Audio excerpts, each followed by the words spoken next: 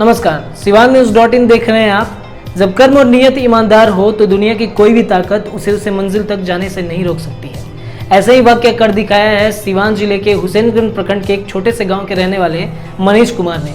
बता दें आपको कि मनीष ने बीपीएससी में 23वां रैंक लाकर न सिर्फ हुसैनगंज का बल्कि पूरे सिवान जिले का नाम रोशन किया है। आपको बता दें कि उनके स्वागत के लिए न सिर्फ पूरा गांव उमड़ पड़ा था बल्कि कई जनप्रतिनिधि नेता भी वहां पे मौजूद थे। अपने इस भव्य स्वागत के कारण मनीष कई बार भावुक भी हो गए। मनीष के साथ सिवान न्यूज के संवाददाता विजय राज उनके गांव पहुंचे हुए थे। आइए देखते हैं एक छोटी सी रिपोर्ट। कहा जाता है कि अगर मन में किसी भी तरह का किसी भी काम को अगर हासिल करना है, अगर ठान लिया जाए कि मुझे करना है तो बिल्कुल वो सफल होती है। इसी तरह का सिवान के हथौड़ी पंचायत के हथौड़ी गांव है, वहीं पे रामनगर एक टोला है, वहाँ के एक मनीष कुमार है। उन्होंने आज बीपीएससी तैयारी किए हैं और उसमें डीएसपी का रैंक हासिल किए हैं। आज मैं उनके गांव आया हूं और उनका भव्य स्वागत उनके गांव के लोगों ने किया और कुछ यहाँ के युवा लोग हैं, उन लोगों ने भी भव्य स्वागत किया। आइए हम डायरेक्ट उनसे बात करते हैं कि किस तरह के एग्ज़ाम को पास करने में कैसी कठिनाइयों का सामना करना पड़ता है और यहाँ के युवाओं को और क्या संदेश देना चाहेंगे। पहले तो मैं आपसे जानना चाहूँगा कि जो आपने एग्ज़ाम निकाला, सबसे पहले कब इसके लिए आपने तैयारी करने के लिए दिल्ली गए और किस तरह का सामना किया? जी, सिविल सेवा तैयारी का जो है ख्याल जो है ग्रेजुएशन के दौरान है। वहाँ पे मेरे दो सर थे, अमिताभ भारती सर और एक दिलीप प्रसाद सर। वो दोनों जो है इस क्षेत्र से जुड़े हुए थे, तो उन्होंने मुझे एहसास कराया कि इस पद की अपनी एक अलग महत्ता है। तो वहाँ से जैसे ही मेरा ग्रेजुएशन कंप्लीट हुआ 2011 में, तो मैं 2012 में मेरे फूफा जी के मार्गदर्शन में दिल्ली आईएएस की तैयारी के लिए निकला और साथ ही पीसीएस वगैरह की तैयारी से निकला। अक्सर देखा जाता है कि इस तरह के एग्ज़ाम को निकालने में काफ़ी परेशानियां होती हैं, क्योंकि आपने तो 4 साल काफ़ी 5-6 साल आपने कठिनाइयों का सामना किया। क्या संदेश देना चाहिए किस तरह की कठिनाइयों का सामना किया?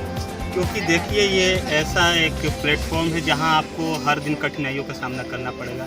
चाहे वो कैरियर के पहले हो या कैरियर में जाते हैं, तो भी आपको हर दिन ये इस तरह की परेशानी आएगी। तो लाजमी है इस पद के साथ। लेकिन हाँ, ये होना ये चाहिए कि आप कठिनाइयों से घबराएं नहीं, अपने आप पे विश्वास रखिए। कठिनाइयों के समय में जो आपके मित्र हैं, जो आपके घर वाले हैं, उनसे ज़्यादा से ज़्यादा बातें कीजिए। वो आपको बहुत ज़्यादा मोटिवेट करते हैं, आपको सपोर्ट करते हैं। लेकिन हाँ, आप हमेशा अपने टारगेट सेट किए रहिए और उस पर निरंतर मेहनत कीजिए। तो मुझे नहीं लगता कि कोई भी दुनिया का कोई भी पद हो वो आप हासिल नहीं कर सकते। हर चीज़ मुमकिन है।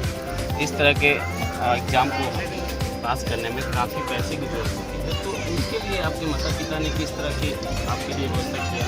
जी, मेरे पिताजी एक फार्मर थे, तो इनकम का सोर्स कोई अदर तो था नहीं। तो मेरी कुछ ज़मीनें थी वो बेची गई थी और कुछ जो है गिरवी भी रखी गई थी। और साथ में छोटे भाई ने जो है ट्यूशन पढ़ाकर जो है कुछ मुझे खर्च भेजे, और साथ में कुछ रिलेटिव वगैरह हैं, उन्होंने भी कुछ आर्थिक सहयोग दिया। इस तरह। और हम ये जानना चाहेंगे कि आप जो इतने गरीब परिवार से आते हैं और इस गांव में जो है देखा जाता है कि आपके काफ़ी साथी लोग आपके साथ हैं, तो उन साथियों को क्या कहना चाहेंगे, क्या संदेश देना चाहेंगे? मैं अपने जितने भी युवा साथियों का तो पहले हार्दिक अभिनंदन करता हूं कि उन्होंने मुझे इतने भव्य तरीके से स्वागत किया, उन्होंने मुझे इतना मान सम्मान दिया। और साथ में मैं उनको ये कहना चाहता हूँ, ये संदेश देना चाहता हूँ कि आप सबसे पहले अपना एक गोल सेट कीजिए कि आप बनना क्या चाहते हैं, लाइफ में आप क्या करना चाहते हैं। और वो जब आप एक बार ठान लिए कि मुझे ये चीज़ करना है, तो आप निरंतर उसके पाने के लिए जुड़ जाइए। उसके लिए कितनी भी ये स्ट्रगल करना पड़े, आप उससे डटे रहिए। जो है आप निरंतर मेहनत कीजिए, जो है पॉजिटिव माइंडसेट के लोगों से बात कीजिए, गाइडेंस अच्छे लोगों से लीजिए, तो आप सफलता आपको मिलनी ही है। थोड़ा देर हो सकता है लेकिन मिलना तो है। इस तरह का प्रेरणा आपको कहाँ से मिला कि हमें बीपीएससी का ही तैयारी करना है और ये रैंक से बनना है, ये आपकी प्रेरणा कहाँ से मिली? प्रेरणा ग्रेजुएशन के दौरान ही मेरे गुरुजनों द्वारा मिला, और साथ में फूफा जी की भी यही तमन्ना थी कि जैसे तुमने मैट्रिक में जिला टॉप रहे हो, इकोनॉमिक्स में यूनिवर्सिटी टॉपर रहा हूँ ग्रेजुएशन में, तो उनका भी मानना था कि तुम इसे कर सकते हो। और मुझे भी ये था कि मैं अपने क्षेत्र के लोगों को देखता था कि पिछड़ी हुई हमारी समाज है, हमारे साथ हमारे गांव में कोई भी इतने बड़े लेवल पे कोई अधिकारी नहीं है। तो एक था कि अगर मैं बन जाता हूं तो गांव के लोगों के लिए कुछ मैं कर सकूं, या जो भी युवा है उनके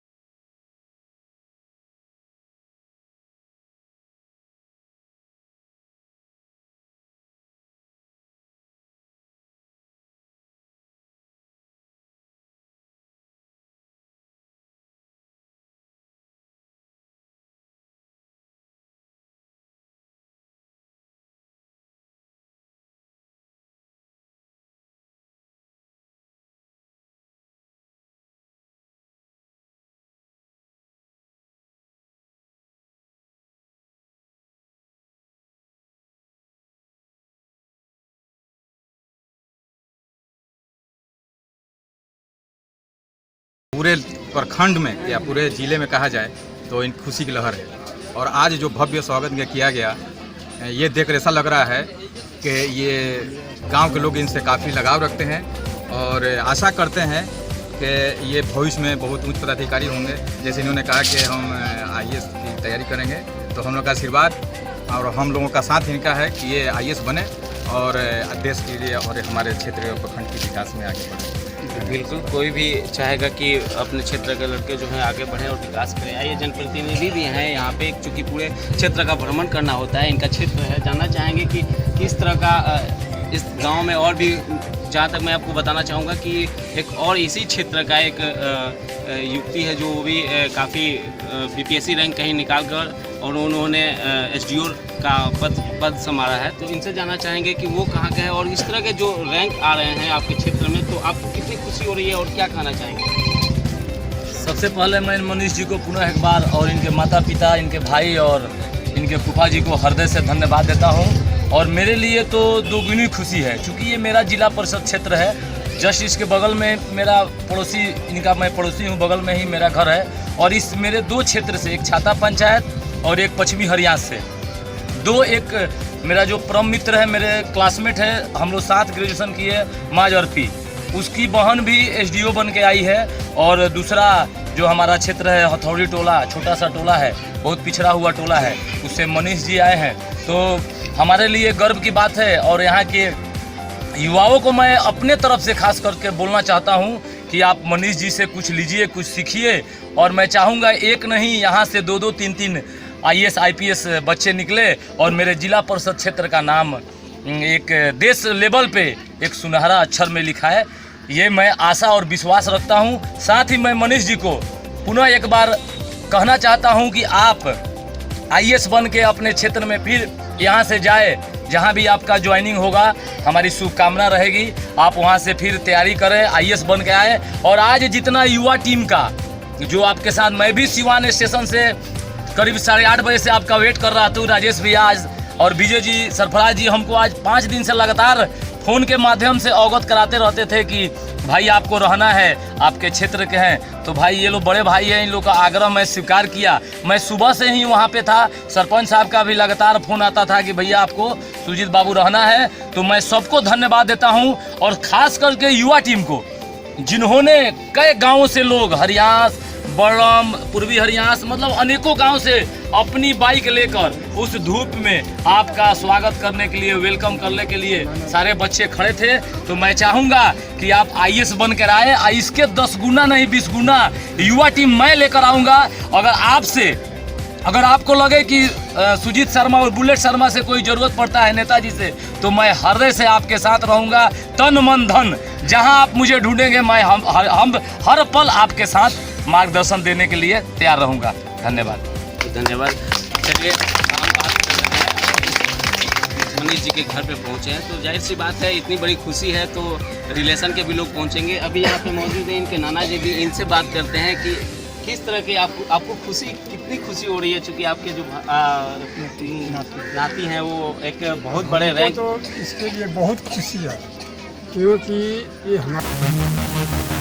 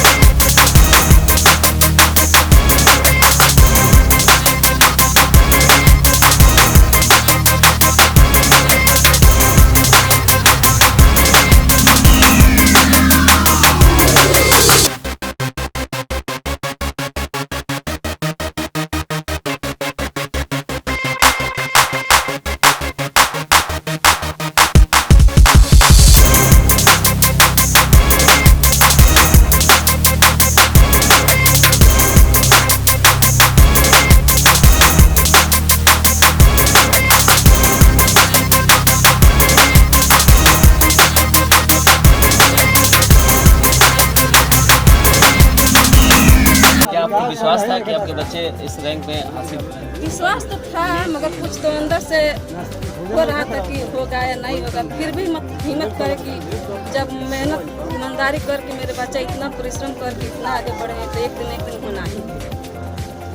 बिल्कुल माँ बाप का आशीर्वाद और ईमानदारी आगे बढ़ाता है। बिल्कुल आप देख रहे थे, ये मनीष जी का घर था और फिर मनीष जी के गांव में हम मौजूद हैं और आप देख सकते हैं कि किस तरह से भीड़ है यहाँ पे। बिल्कुल मनीष जी के जो चहेते लोग हैं यहाँ पे पूरी तरह से कमरा लगा हुआ है, काफ़ी स्वागत किया गया और काफ़ी खुशी जाहिर हुई है। चूँकि मैं आपको बताना चाहूँगा कि सिवान स्टेशन से बिल्कुल करीब हज़ारों की संख्या में इनके पीछे लोग थे और इनके नारे लगा रहे थे। जाहिर सी बात है, अगर किसी ना किसी गांव में और किसी के गांव के एक लाल अगर एक अच्छे रैंक लाता है तो बड़ी खुशी होती है, बहुत बड़ी खुशी होती है। तो मैं युवाओं से ये कहना चाहूँगा कि इनसे आकर प्रेरणा सीखें कि किस तरह से आगे बढ़ा जाता है। कभी भी अपने हिम्मत को हारना नहीं चाहिए, बिल्कुल आगे की तरफ बढ़ते रहना चाहिए। सिवान न्यूज़ के लिए विजय कुमार।